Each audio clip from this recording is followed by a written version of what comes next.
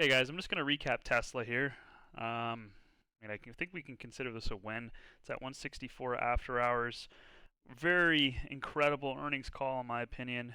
Obviously, numbers weren't the greatest, but we expected that across the board with anything that's interest rate sensitive, and car manufacturers are just that. But it's also important to talk about. Here, I'll go on a tangent real quick, right? That they keep drilling in everybody's brains that they are not a car company. They make cars, but they are an AI slash robotics company, and that is a general rebranding or a pivot, right? What other company do you guys know that was on a major downturn slash capitulation that was kind of a part of not a dying market, but really kind of like something that had to have a narrative change, or else they were going to become not obsolete, but kind of fall behind. There should be one that comes to mind, right? Meta. Okay, and I want to show Meta really quickly. As you guys know, they were Facebook, mainly a social media company, and then obviously major downturn from its highs down here back in September, and really had that huge bear market crash, right, all the way down to the lows here. And this is a daily chart. This is crazy, right? All the way down to like $89, right? This is the fall of Meta or Facebook, and then they rebranded as Meta and became known with that rebranding as a company that's involved with what? Augmented reality, virtual reality, and just the overall metaverse. And really, everything changed since then with that rebranding. Obviously, you guys can see, right, just a complete V-shaped recovery. I can't even get the highs in here. If we grab just down there, I mean, it was almost a 500% move, guys. $500. I think this is Tesla's maybe not the rebranding moment, because they've been hammering this down that they're not just a car company, they're AI slash robotics. But I think we're going to start seeing that market share being priced in, right, with Optimus, with Robotaxi, and less emphasis being placed on Tesla vehicles themselves. Okay, it's going to be very interesting. But just back to the chart now, why I kind of took these contracts. I didn't have this wedge initially drawn out. I just drew this out now because I was kind of like eyeballing it. But I mean, it just makes sense, guys. We've talked about anything that wants to be accumulated, right, will typically do so on low volume. And it's not always a flat bottom accumulation.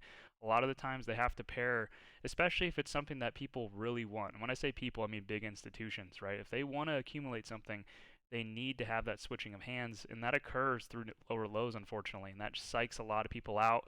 We saw a lot of bearish retail sentiment, a lot of notable influencers selling their Tesla shares. Analysts coming out all the time downgrading the stock, saying, dude, there was just so much in this, and that was really creating this fear narrative. And every time a low was broken, people were selling, right? And I could see it, dude. Like literally as it was happening on the tape. Kathy Woods was even buying these dips, man. Like there was something, and that's a good thing, right? I don't think she's always had the perfect track record, or her analysts, or whoever's buying for ARK, but there was accumulation happening and a change of hands between retail and institutions, and it was a sloping, in my opinion, a sloping accumulation. And if anything's going to be disruptive, right, and take up a lot of market share from a lot of competitors and almost monopolize a certain sector, right? It's going to change a lot, and people want to get a part of that. They 100% have to, and it's going to be a very scary thing to be a part. Kind of hold through that. They're trying to shake out retail. That's literally what I thought was happening. I've been talking about it for 2 or 3 months now. We've talked about Apple and Tesla, and I mean, this is just the start of it, in my opinion. But long story short, I think it was a sloping accumulation. Obviously, each new low that was made, volume still stayed relatively low. There was a large buyer every single time in these lows off the, in the tape. And really, I thought the accumulation would end here at 140, whatever this says. I can't even see it now. 146.45, which is this gap to 154. I did start my position here on this day, kind of going into the gap. This was on Friday. And then, of course, we ended up gapping underneath that, which was unfortunate. And I didn't add into this just because I didn't want a lot of exposure. Plan was to hold this into earnings. But really, it kind of just bounced off of this higher low trend line. Now, this higher low trend line really kind of goes back to the inception of Tesla, okay? Really starts way back here with March 16th, 2020, right? This is the COVID crash, quote unquote. And then we had our second consecutive major higher low, which really created this trend line back here in January of 2023, and then we just tested it here, right? And I always try to give myself the grace of a potential weekly candle close, kind of like always understanding higher time frames, especially kind of coming into a gap, right? Things aren't always perfect. They're not always going to bounce right off the gap. Sometimes it's going to be just shy of the gap. Sometimes it's going to break under the gap and then get back above. And then you'll realize on a daily time frame or a weekly time frame that that was just a wick, right? You got to give some of these positions some grace. So these 2 days here are just going to end up being, a wick, really, if we look at the weekly chart, and this ends up kind of holding back or holding above 164 or wherever we're at now in Tesla. And now it's really just about filling imbalances to the upside, if I'm being completely honest. I do have my June contract still. I think I'm going to add into these again and kind of add into obviously this gap up if we can hold, and that will lower my cost basis even if it is a big move up. But man, this is an incredible move. Really, all we'll be doing now is targeting each subsequent low that was a support is now going to act as a resistance. But Tesla is one of my favorites because all the downside imbalances have been covered. Sentiment and, like I said, that changing of hands has happened in my opinion, where a lot of retail kind of capitulated out. And I think institutions own a majority of this now, if I'm being completely honest. And this will create a path of least resistance. And that path of least resistance is also enveloped in a lot of gaps, guys. We have an unfilled gap up here at 20, or this one just, oh, no, so I'm sorry, I'm lost with so many gaps. This is the one that just filled, right? I would like to see us hold 160.51 at the very least. Then what we'll be targeting is this previous low, right, which would be like 175. Major pivot here was clearly a support, broke down and retested as a resistance, then it broke out, became a support again, broke under, lower high, ended up becoming a resistance, and that was the last kind of lower high before we marked down again. So you want to see this act as a support, but it did leave another gap up here all the way to 186.72. So that would be a target for me, right, is this 186 gap filling. And then from there, what do we have? Potential consolidation on that level, and I would like to see us break above 194. This was another same exact thing. This is all exactly the same, right? And I've talked about this so many times with these sloping accumulations. These new lows do have to obviously happen to get that changing of hands. It will capitulate people out, but it's really important to look at the volume and really kind of just understand how tight price action is getting.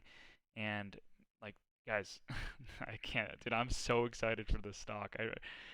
Either way, right, it's going to be targeting pretty much each old swing low, and it's going to have so much help with these gaps that are here. 206.77 is another gap that was never filled. Got very close here on this 4-day cluster, and then if it breaks above that, right, I'll show you guys on the hourly here really quickly. Right, let's kind of zoom out. Right, this was the, okay, I'll show you each gap on the hourly.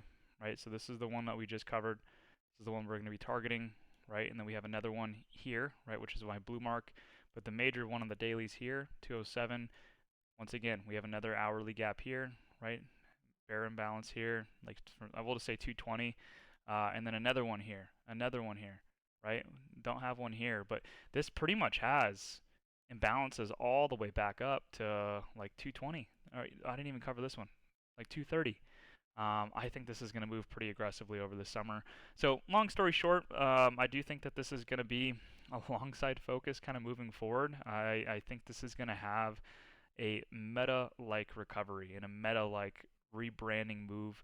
Even though it's not technically a rebrand, it's just, like I said, they've been drilling this in people's head, and I think the street is, whether they've, they finally caught on, and that's the reason the sell-off happened, is because they were trying to get as many shares as they could and get that change of hands in this sloping fashion. Dude, like that compression, guys, is so crazy.